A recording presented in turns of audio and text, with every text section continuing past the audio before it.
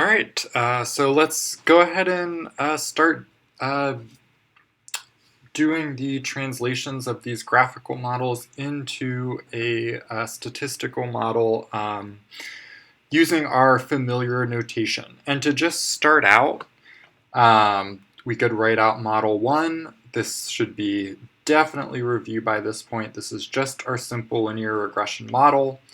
With chlorides, wine type isn't really considered because we just had a single line for both wine types, red and white. The new stuff is going to come now where we try to incorporate wine type into our model. It might be tempting just to kind of treat it like it's quantitative and just throw it in like this so that we just have this extra term for wine type. But that doesn't really make sense. And so you might take a second to think about why we just can't treat type like we do with chlorides and just kind of throw it in with an extra beta term into our model. The reason is that you just can't multiply a beta 2, which is a number, so it's not known, but it is just a number like 3 or -4 or whatever, with like red. So you just can't multiply a number with a level of one of these categorical variables in the same way that you can't multiply 5 with table. It just doesn't really make sense. And so it doesn't make sense to multiply a number and a category.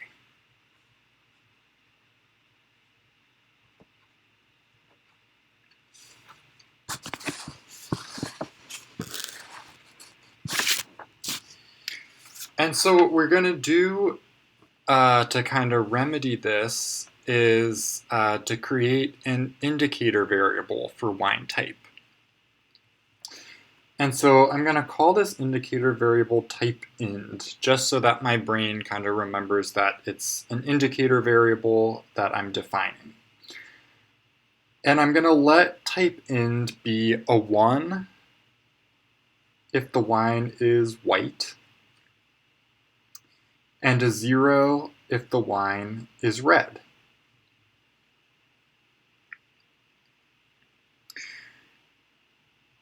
These are just kind of convenient ways to define an indicator variable, and we'll see why they're convenient when we go and write out some interpretations of our coefficients.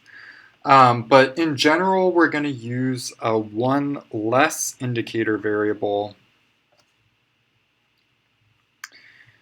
than the number of levels of the categorical variable.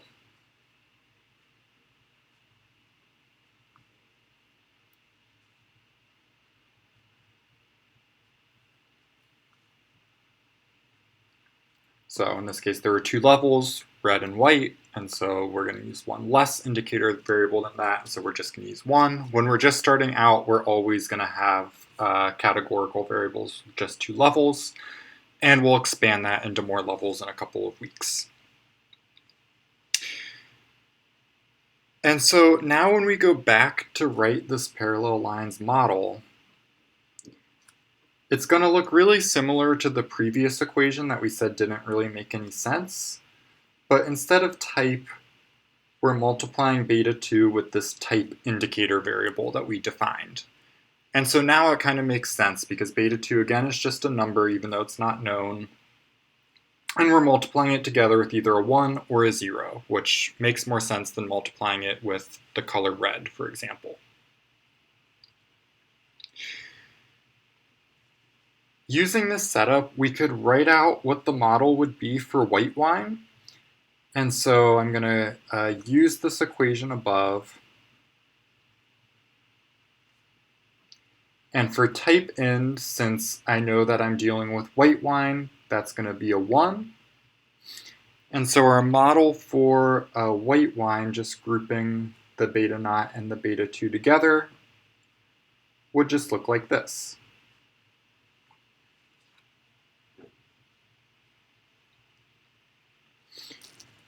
For red wine, we could also write out that model.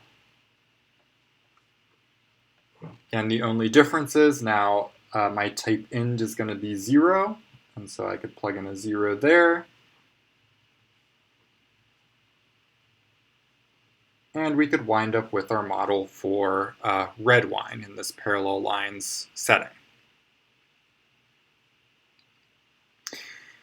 So because of the way that we defined this indicator variable up here, beta 2 has a very nice interpretation.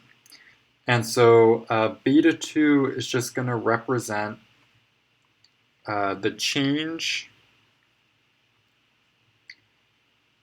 in intercept between white and red wines.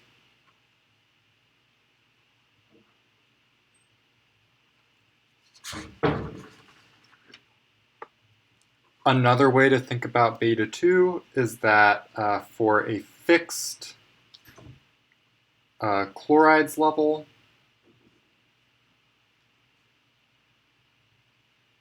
beta 2 is going to represent the difference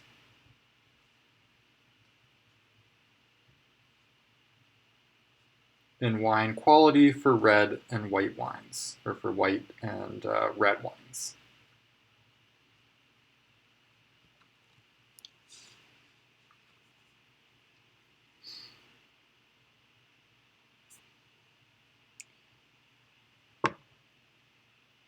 All right, so if you're more of a graphical person, so this is our fitted parallel lines model. So this isn't really beta 2, it's actually beta hat 2, the fitted coefficient.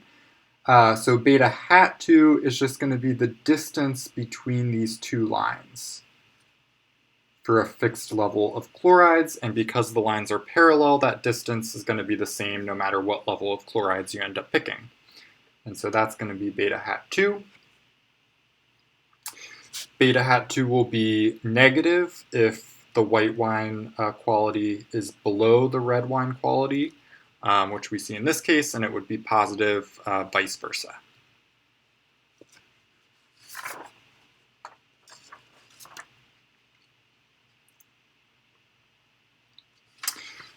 Okay, so we've kind of written out the parallel lines model and saw that if we defined this indicator variable in this particular way, then the difference between the white and red wine models is just this beta 2 coefficient, which gets added to the white wines.